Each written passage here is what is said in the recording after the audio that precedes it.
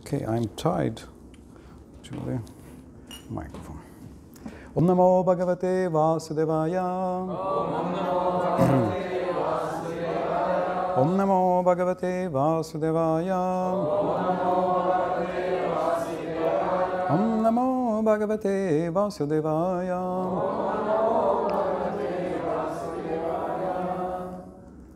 Krishna is very eager to help everyone. In the first canto, Srila Prabhupada says that Krishna is more anxious, more eager, more desirous to get us back to the perfect stage than a conditioned soul can ever desire. So it's good news. At least somebody wants this strongly. So therefore, he's always ready to extend all help. So the very name, the very word God, if you look into a good dictionary, you can go to duden.de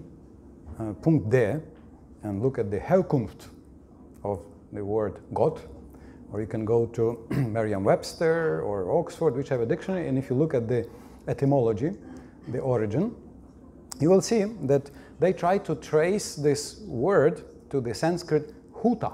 Huta means one who is called. They call him.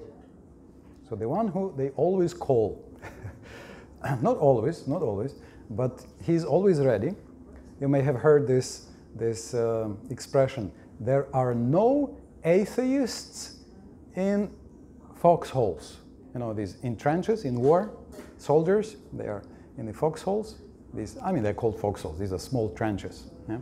Have you heard this expression? There are no atheists in the front line under the enemy fire or under the bullets. There are no atheists. Of course, some soldiers made a poster. We are atheists and we are in the foxhole, and took a picture in a foxhole somewhere in Afghanistan or something.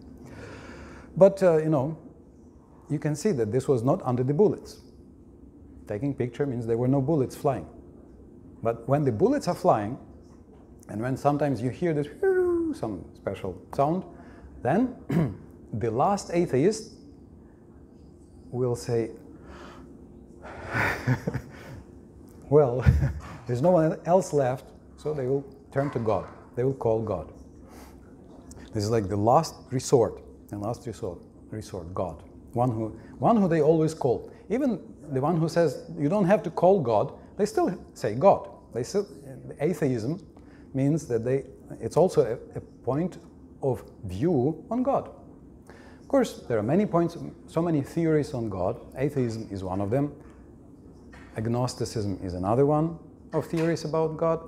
And this month, we as followers of Krishna worship, of Krishna school, we celebrate God being tied down to a mortar.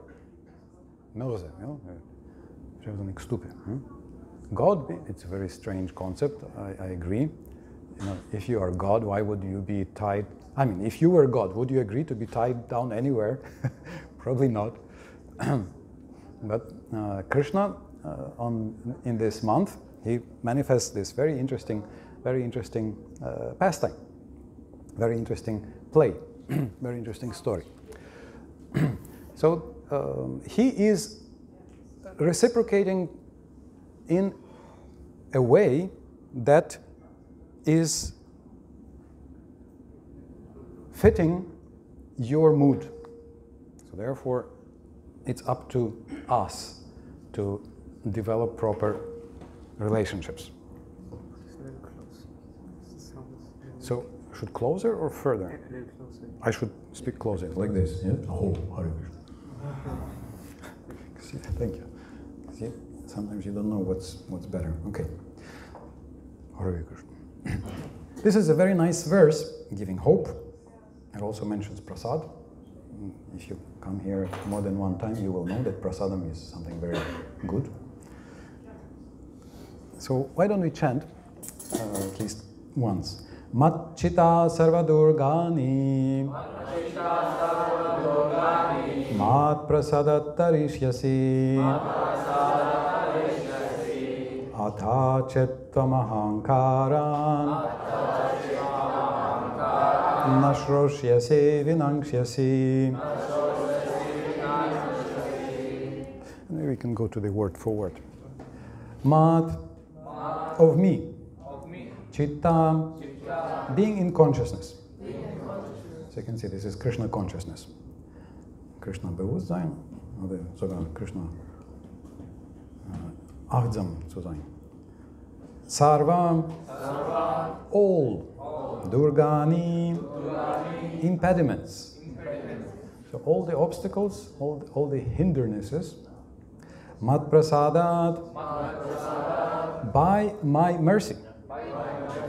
Tarishyasi, you will overcome. Atha, but. Chet, if. Tvam, you. Ahankarat, by false ego. Nashroshyasi, do not hear. Vinangshyasi, you will be lost.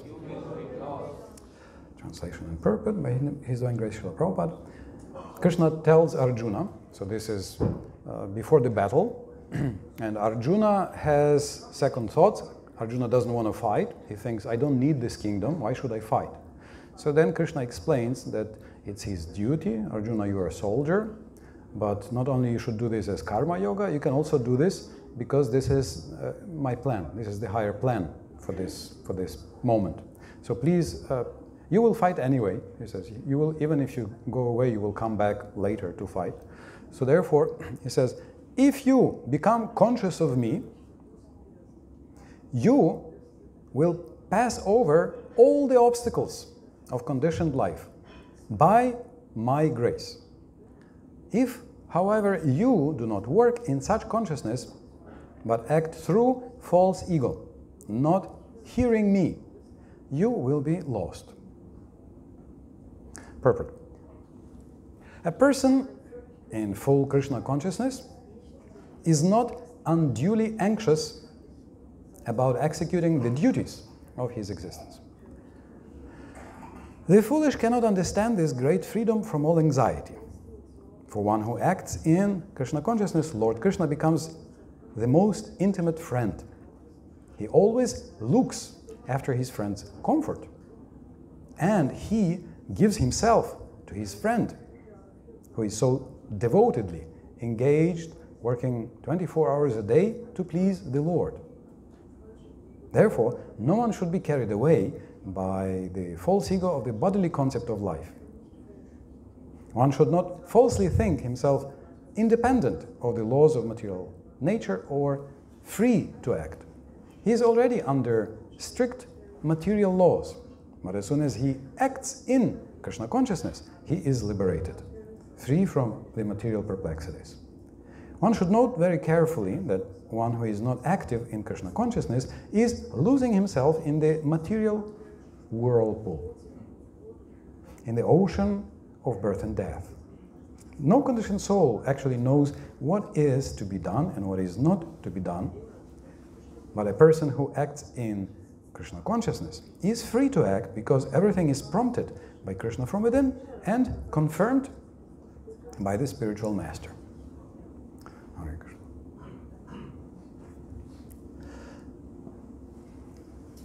So, this whole month we are celebrating Krishna's reciprocation with his devotees in a very loving way in Vrindavan. So Damodar means one who has been tied by the belly. He has been tied by the belly. So it's a rather unusual story. So Krishna was small, and Mother Yashoda was breastfeeding Krishna, giving him milk, and then she smelled milk burning in the kitchen. So she put Krishna down and she went to the kitchen to save the milk. And Krishna became dissatisfied. Why does Mama Yashoda put me down and go to the kitchen? And so he went and broke a pot with ghee, with clarified butter. And he ran away. Mama Yashoda came back, and so she saw the buttery footsteps going to a broken pot. So then she thought, oh, Krishna was angry, and again he broke the pot with butter. So Krishna in Vrindavan will often go to the neighbors to make fun, and even to steal butter. So this butter is not like butter we know, it's butter made from yogurt. Sometimes if you go to Vrindavan, you can try this yogurt butter. It has a different taste. And in Vrindavan this month, in the evening, in ISKCON Krishna Balaram, they hand out this butter with sugar crystals. So you can try what this butter tastes like. So Krishna usually goes to the neighbors, and then so many stories are there how the neighbors are saying, why are you stealing this butter? And Krishna says, I'm not stealing, you are stealing. He's a small boy. Yeah? So it sounds very strange why Krishna first of all steals, and second of all accuses them back. And unless we understand that everything actually belongs to Krishna, to the Supreme Personality of Godhead, and in Vrindavan, everybody who is collected in Vrindavan are his loving devotees, loving servants. So if you, for example, want to establish a relationship with Krishna, would you, as devotees, we even cook for Krishna, yes, in the kitchen. So everything we do, we can do in Krishna consciousness. So we can offer this to Krishna. So we even cook to Krishna. Then we offer, we say, Krishna, please eat. Yes. So then just imagine that you are cooking. What do you like to cook? Some soup, or some porridge, oatmeal, or whatever you're cooking, and then, or you make butter, or whatever you make, and then all of a sudden Krishna comes and grabs a piece of it and eats it. Do you think would be nice if he ate a little bit of that? And if he said, oh, this is so nice, give me a little more. Or if he comes and he says, when you cook, when you make soup, please don't put, don't put coriander into it. Or put coriander into it. Or give more pepper or less pepper. Does it sound like a good idea? I mean, would you be happy if Krishna came and he told you what to put and what not to put? That would be very happy. So in Vrindavan, everybody is very happy. This is how they know that Krishna really accepts what they make. They make everything for Krishna. They anyway are super happy to do this for Krishna. And the fact that he comes and takes it before they offer, it makes them fully focused on him. So it's a loving exchange. But Mother Yashoda thinks, oh, why does he go to the neighbors? Maybe our butter at home is not good enough. So therefore, she takes the cows and she takes them to eat a very special, very nice grass. And then this milk and butter from those cows is delicious. Did you ever taste milk that tasted special from a cow? I know that in Ukraine we visited with Niranjan Maharaj. We went to Amala Bhakta. Did you drink milk from? Did you ever visit Amala Bhakta in Bezot? No. And he has a cow. He was my first ashram leader back many years ago. So he visited him, and he got some milk from his cow, and then I drank this milk, and I said, did you put sugar there? He said, no, that's how my cow gives the milk. So this milk was sweet, like you put a lot of sugar there. So his cow is producing some very special milk that's sweet. So Mother Yashoda thinks, let me get some special grass, some special herbs, maybe flowers, some good flowers, and then we will make a very good butter, and then it will be a very special clarified butter, ghee, that Krishna will be happy to eat butter at home. He will not have to go out to the neighbors to take that butter. But when she put Krishna down, then Krishna got angry and he broke that pot with that butter. So Mama Yashoda thinks, I have to discipline Krishna. I have to, take a stick and say, don't do like this. Because if he acts in such a way as a child, when he grows up, he will not have a good character. So this is also very strange. Why would God need to be disciplined? Yes, it from most ordinary points of view makes no sense, and it does not make sense, because he is eternally perfect. He's the source of everything. But still, he comes even when somebody wants to serve him in this mood of a child. So in the very beginning of the Bhagavad Gita, in the introduction, Srila Prabhupada says you can have 5 types of a relationship with God. So you can be connected to him in a neutral way, appreciating, oh, God is great, all the stars are coming from him. You look at this, now I think Jupiter is very bright on the evening sky. So the brightest star on the horizon in the evening, that's Jupiter. And sometimes you look and it attracts our glance. If you can see something beyond the buildings, then you look at this bright star, then you look behind and you look behind, and it goes further and further, and there are so many stars. And if you look at the stars for more than a few seconds, you become philosophical. You think, oh yes, life is interesting. When the prince of mathematics, Georg Cantor, introduced infinity into mathematics, they accused him of mysticism. What is this? Why do you introduce mysticism into mathematics? Because infinity does seem mystical. It helps us, it inspires us to think philosophical thoughts.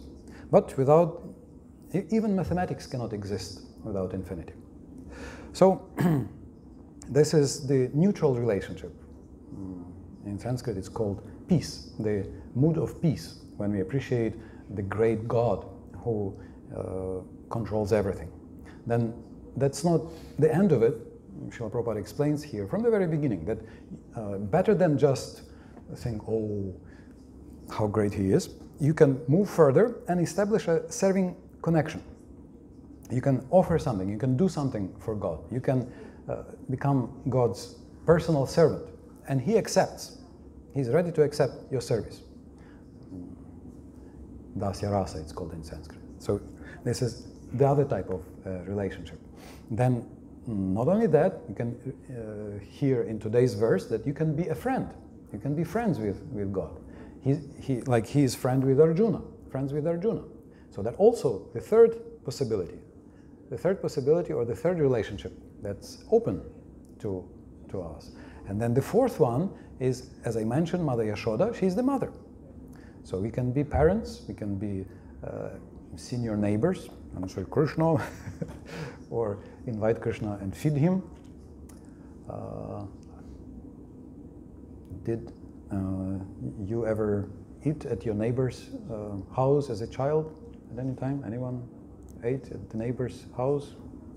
Did you have some senior neighbors? I remember my classmate, sometimes we would eat in my house, sometimes we would eat in his house, and his mother would put mashed potatoes with actually with butter. Yeah, with butter and I think with sour cream. I still remember after so many years. And it was, she was like, had a motherly mood. Okay, it's a neighbor child, so we feed, So these options are there. You can become in that mood towards Krishna, toward the Supreme Personality of Godhead. And the fifth possibility is lovers. So also practically almost every religion speaks about God as the supreme lover. So that's also possible. Krishna is ready to reciprocate, and our task is to recover our eternal relationship and develop fully this eternal relationship with God, with the Supreme Personality of Godhead. You have had Martin Buber. He was a professor in the Frankfurt University. So he wrote a very mystical book named Ich und Du. Ich und Du. I and thou, I and thou. And he says the purpose of life is to stop calling God he and start calling God thou, du, ty, thou, du. I mean, du, to God dutzend, you know, to say, to speak to God as to a person. So when they asked him to re-edit that book after, I mean, it's an interesting book, but it's not that we need to read it. But when they asked him to edit it, he tried and he couldn't, because he said it was so inspired. I could not even, I don't know how to edit this book. So he says, and this is true, that we all are already connected to God. And sometimes when we feel some need, we can call out to God. Oh Lord, oh Krishna. You know this joke about the guy who was climbing in the mountains and then he slipped and he started falling, and he was falling down the slope and he caught some branch of a tree, and then he's hanging on this branch and it's cracking. So he says finally, oh my God, if you are there, please, can you help me? So then he hears the voice, let go of the branch. You are hardly surviving by holding on to the branch. And he says, let go of the branch. And so he said, okay, is there somebody else there besides God? There was another joke making rounds on the internet for several years, in the last few years, about the guy who is in a rush. He has to be on time for some very, very important, I don't remember, it was some very important meeting. Was it High Court or something? And he's trying to park and he is looking for a place and he cannot find even a single parking space. I think for those living in the cities, it's a familiar situation. So then he looks at the watch and it's no time. So he says, oh Lord, if you help me find a parking space, I promise that I will go to the temple every second day. I will give 20% of all my earnings to you. I will I will never lie. I will pray very sincerely and every day, and I will help my neighbors, and I will be kind to everybody. And he's praying and promising, and then boom, all of a sudden, right in front of the building that he made already 3 rounds around, there's a space. He can park. So he immediately parks there and says, dear God, forget it. I found already this space. I found this. Never mind. Forget about it. So, we are laughing because it's true. Yes. Why we are laughing? Because it's very too familiar. It's too close home. It's something familiar to us. So, we are invited to establish this relationship. And establishing this relationship means growing up. Growing up. We already think, maybe, sometimes, that it's okay. Oh, Maharaj, very good.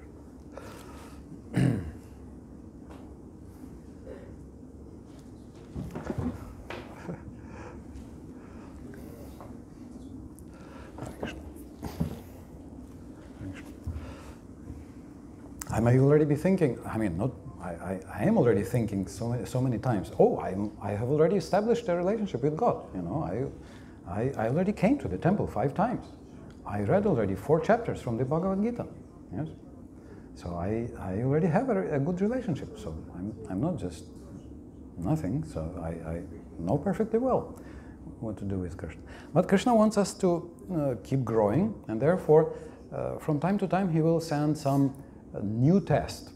And this is not out of spite to make our life miserable. No. Krishna as you can see, Prabhupada says here, he wants us to be happy. In fact, this is why he sends these tests. Like, you know, the mother sends the child to the school to write a test. Is it because she hates the child? Is it because she hates the child? Do you know that Srila Prabhupada, when he was a small child, he didn't want to go to the school. And what's even more interesting, that his father agreed. He said, okay, you don't want to go, okay, let him stay home and, not go to the school. But his mother said, what? What are you talking about? No, he has to be an educated person. He has to go to the school. And I don't know, it's a little embarrassing even to mention, but she hired a guy, a big burly guy, who would tie Srila Prabhupada by the waist, a small child. I don't know, he was probably 8 or something like this. And he would bring him to the school. Probably it would be child abuse these days, I don't know. But so, and then you can see, now we read this beautiful Bhagavad Gita as it is from Srila Prabhupada, who was nicely educated in that Scottish church college, and we reap the benefits of his mother's sternness. She said, no, he has to study. So did she do this out of malice, out because she wanted the small Abhai to suffer? No, she wanted the best. So in the same way, when I get another test, I pop another, whatever, knee, vertebra or something else, due to my foolishness, not due to Krishna's unkindness. When I, or some other, disease or whatever, or trouble in some relationship or whatever comes, and I think, Krishna, why do you send this my way? What is this? It's haven't I already? Look, your Prabhupada says here. How does it go? He always looks after his friend's comfort. Isn't this? Aren't you supposed to look after our comfort, Krishna? Why do I mean, I'm sorry, it's not comfortable.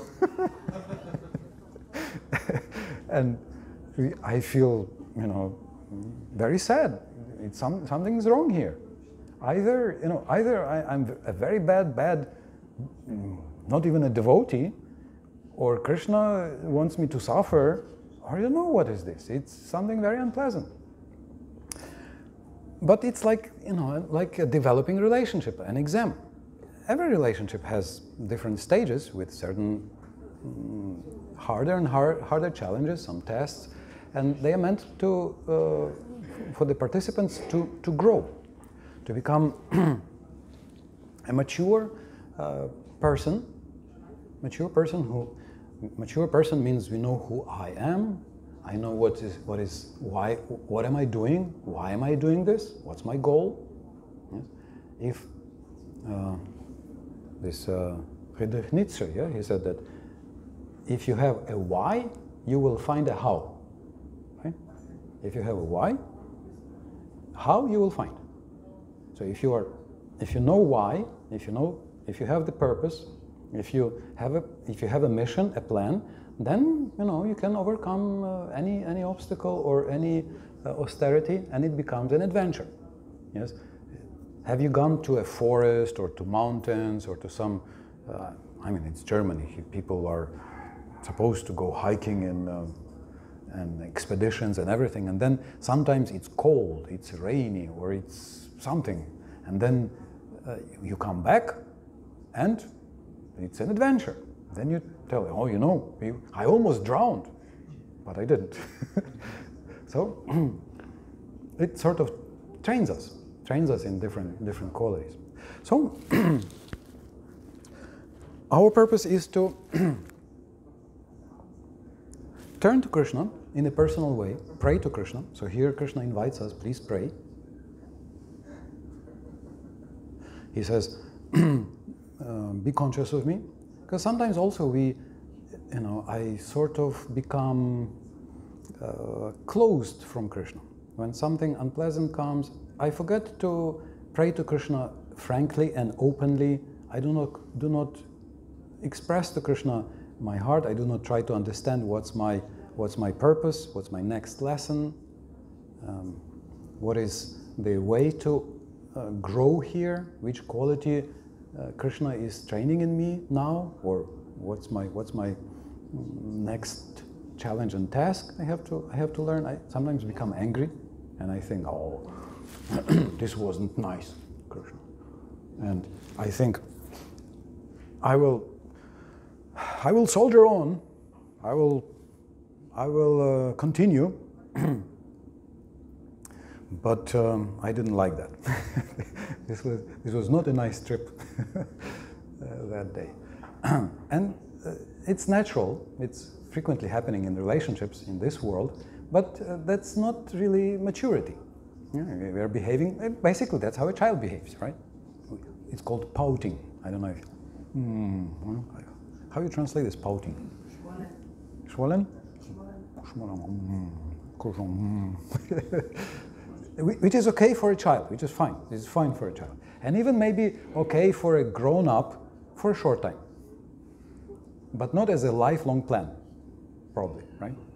You have to find some, what's next, how to, even if I'm angry, somebody came to Burijan Prabhu and said, I'm angry at Krishna, what should I do? So he told her, okay, you go to Krishna Balaram and tell them, I'm sorry, when this happens, I'm angry. You just tell them openly, how do you feel, why do you feel, what makes you feel like this, and talk to him. So she went and talked to Krishna Balaram, and somehow they found out the solution and the proper way to move on. So that's the meaning of being a human, that's the meaning of being conscious, not pouting and turning away, closing my eyes, trying to suppress it, repress it, forget it, but to process it, bearbeiten, to process this and understand how to keep growing, and connect it with Krishna. So here you can see Krishna tells Arjuna that, Arjuna, if you fight out of false ego, or if you don't fight out of false ego, you will be lost. If I do this as a cut off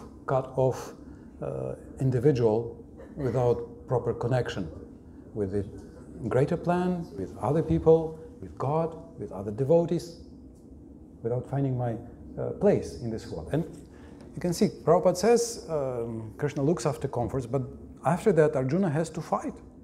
And it's not, a walk in the park. It's not a walk in the park. It was 18 horrible days, horrible days. But still, even decades later, when Arjuna remembered this conversation, he found peace. Even when Krishna left, even when Krishna went away from this planet. It says in the Bhagavatam, chapter 15, that when Arjuna remembered, he found peace. He became happy and satisfied, re-establishing his friendship with Krishna. So that's our task. You're happy, tell this to Krishna. You're not happy, discuss it with Krishna. Find what's your connection with Krishna. What could be the plan here? What's the lesson here? How can I act in a harmonious way to play some positive role in this universe and in Krishna's plan? And Krishna responds, so much so that he even agrees to be bound as Damodar by his mother, or to become a chariot driver to Arjuna, to become the best counterpart, the best friend, the best lover, the best child, who eternally will reciprocate this relationship to a Krishna conscious soul, spirit soul. Hare Krishna. So, dear spirit souls, our main prayer that's especially powerful in this age, we were reading in the morning, Maharaj was reading a verse from the 12th canto, that this day and age is like an ocean of difficulties, ocean of different troubles, but it has one really good quality. This really good quality is that you can get all perfection by this mantra, by the names of Krishna, by turning to Krishna with his names in devotion, in loving service attitude, by chanting Hare Krishna, Krishna Krishna, Hare Hare, Hare Rama, Rama Rama, Hare Hare. So, praying, chanting, turning to Krishna, these are solutions to our human condition. Hare Krishna. Any thoughts on this? Comments, points? Lilamrita? I have a question. Thank you so much. You were speaking about how to say do to God. And I asked how to say do to God in English because you is plural. Thou, yes, yeah. Yeah, in English there is a word, actually it's very funny. In English, thou, it used to be, if you read Shakespeare, there's a lot of thou and thee. There's a, what is it, Robert Frost here. He wrote, I remember this line from Robert Frost, famous American poet. He said, "My dear God, forgive my little joke." Just a second. If thou forgivest my little joke to me, I will forgive this great thy joke to thee. If you forgive, I mean, we say you, but he uses this, thou. If thou forgivest this, my little joke on thee, I will forgive thy greater one to thee. That if you, so it was used, but then they switched just to you, universal you. It's sort of easier. It's not the point is not which exact word we are using, but the mood. Yes, that I'm conscious. I understand that we are persons. I understand proper connections. What are the connections, the relationships between me and Krishna? That he's a person, I'm a person, everybody is a person. Everybody has a free will. Some of us even use it. Some of us even use it well. So that's my task, to learn using my will, free will, and use it well, in a positive way. Is it okay? Some other thoughts, comments, questions, or? Yes, Prabhu? Recently, I heard a statement that you can only find God inside, like in your heart, or like when you are silent. Like there's a practice of silence, like not doing anything and just looking inside. So I just wanted to hear from you how you can relate this. Yeah. Yeah, that's Srila Prabhupada often discusses this. Maunam, or silence, is a famous practice to keep silent, but we all know that the main idea of this silence is to stop the eternal inner chatter. We have all the voices inside. You idiot! Why did you do this? Oh, why did you? Grumbling and murmuring and this and that. Yeah. So that's the voice we need to make silent. And in fact, when we chant the names of Krishna, this gives us help. It gives us a very powerful assistance, because otherwise we just become silent and what? So Prabhupada says that this is the idea of the impersonalists, Mayavadis, who want to make everything minus Maya, minus words, minus everything. But Krishna consciousness means plus Krishna. And then when you add Krishna, then the minus happens automatically. As he says, if you have, how does he say, a cup with ink, so he says, if you keep pouring milk into that cup, then the ink will go away. It will be clean, right? So this is the method. This is the positive method. In other words, if you just try to become empty or silent, so okay, that's a spiritual practice. It's mentioned by Krishna also in the Gita several times, Maunam. But the main part of monam is not having material thoughts, or this inner chatter. And the easiest way to do this is to replace the material chatter with spiritual thoughts, with prayer, with the names of Krishna. So this is the idea in Kirtan or in the morning chanting of Hare Krishna, to take our mind from this inner chatter to the names of Krishna, beautiful Krishna. And then that's the true monam, that's the true silence. That's the true silence. Why do we mostly chant out loud but not in our mind? Or why is it superior? Oh, you don't? I mean, some people, for example, where I don't know which personalities, but they may chant half of their rounds out loud and half of their rounds in their mind. But for us, it's only recommended, or at least for our 16 rounds that we have described. Prabhuji, could you please? Why some people chant aloud and some people in the mind, some people chant half-half. So this is a famous conversation between Chaitanya Mahaprabhu and Haridas Thakur. And Haridas Thakur said that this is a very good time, because we can all chant Hare Krishna, and even microbes will get benefit by the loud chanting. So therefore he says the loud chanting is the best. But the idea is that by loud chanting we will use the tongue and we will not help. But here, at the same time, the purpose of this loud chanting, when we chant Hare Krishna, is to also engage the mind, so that both the tongue and the ear and the mind are focused on the sound of the holy name. So that's the next step. So the first step, just chant. The next step, chant and listen. Listen means you're bringing the mind back. That's called meditation. When you bring the mind back to the sound of the holy name, you have where to bring the mind back to.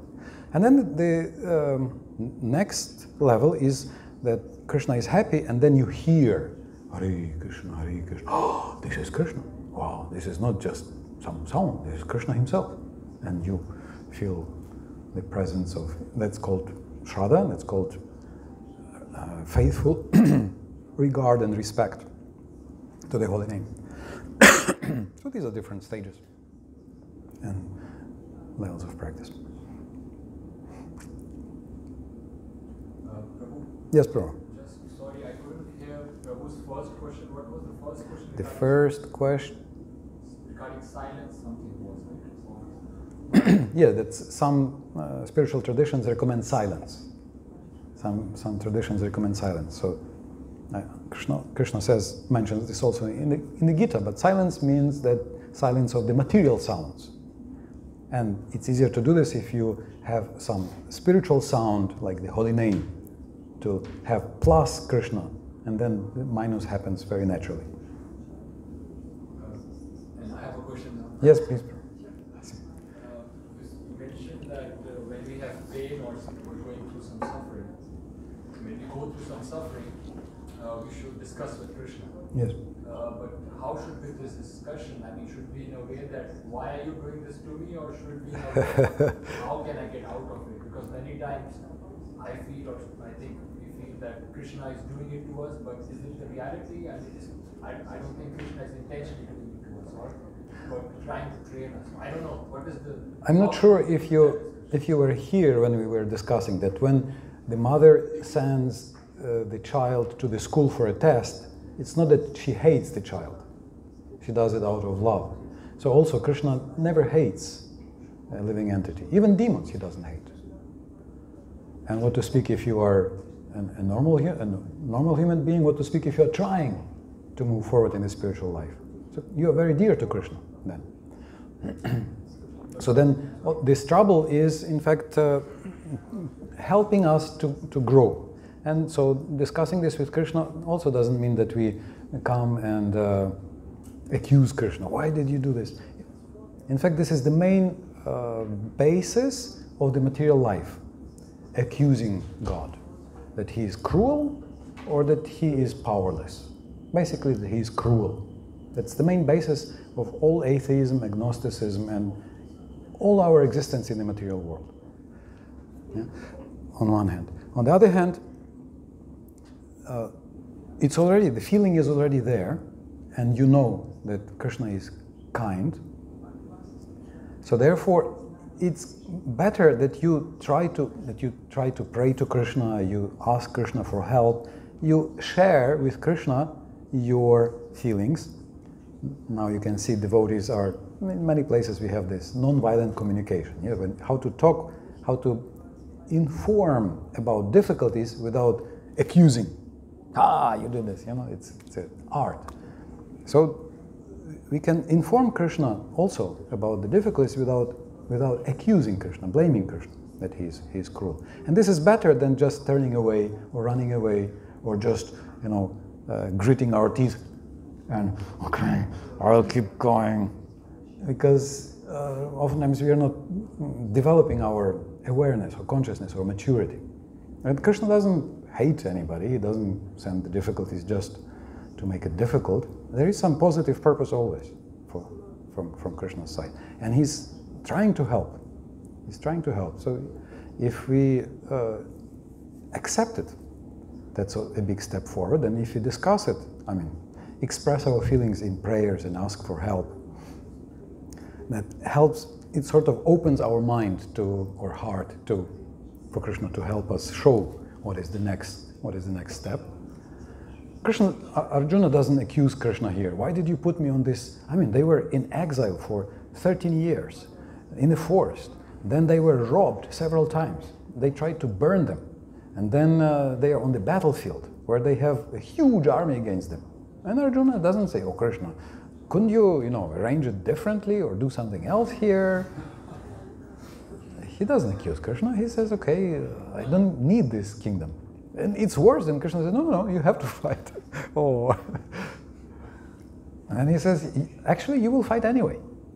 Even if you refuse now, Purnachandra Maharaj was saying that, even if you go to the forest, you sit under a tree and just meditate, then after 5 or 6 years you will see, oh, Duryodhana is torturing people. He's torturing good people, the priests, the sadhus. Yeah? So you will feel, oh, something is wrong. So then you will end up just gathering up these monks and you will start the same war that you are in the middle of now. So you will fight anyway. So better do it now, under my guidance, doing this as your duty, doing this as yoga, karma yoga, or even better, bhakti yoga, and then be done with it and advance. So do this in a conscious way, in a loving way, as a service. We know that you are not an angry person. We know that you are, it's obvious that you are after spiritual development. Well, this is your next task here. So yes, life, it can be super painful. It can be as painful as impossible, more painful than possible. But okay, that is a sign of life. It means you're alive. It means you have something to do. We have something to do, something to learn, something to understand. I mean, nobody likes painful pain. I hope no. I mean, sometimes people like, but then still it comes in some undesirable ways. This pain. But if you use it to productively move forward, to mature, then everything becomes good. Then it becomes, instead of useless pain, it becomes your austerity. It becomes a building block. And you will be able to help others, at least. So they say one way to understand what's happening is to write down 10 thank yous, why this is good. Thank you, Krishna, for breaking my knee, because then what? I will not do some foolish running. Thank you for breaking my knee because you're training me in humility. Thank you for breaking my knee because you train me in tolerance. Thank you for breaking my knee because at least you didn't break 2 knees, but only 1 knee. Thank you for breaking my knee because I deserve to, even worse, to lose, my body from the neck down. And now I just have a small scratch. So write down 10 thank yous, and sometimes it helps us to see what's happening. Why is this happening? Talk to other devotees, talk to friends, talk to seniors. Try to see what would we say to a friend with this problem if we had to counsel somebody else. My friend often says that, okay, I can see what I shouldn't do, how I shouldn't create trouble for others. Somebody else would like to offer some comment on how to deal with pain in our life? Maharaj? Mataji? Devaki? Would you like to? Okay. Hare Krishna. Okay, so I don't know, we have 15, almost 20 past 3. I think it's time to sing Gaurarati and offer lamps, right? And then if those who have some more points or questions. Did you have a question? A comment? No? Somebody had that, okay. Then we can discuss separately. Thank you everybody for coming, for hearing, for participating, for translating. Hare Krishna. Hare Krishna, Hare Krishna, Krishna Krishna, Hare Hare. Hare Ram, Ram Ram, Hare Hare. Krishna is ready to hear our prayers. And we just need to make our prayers conscious and better and better. Hare Krishna.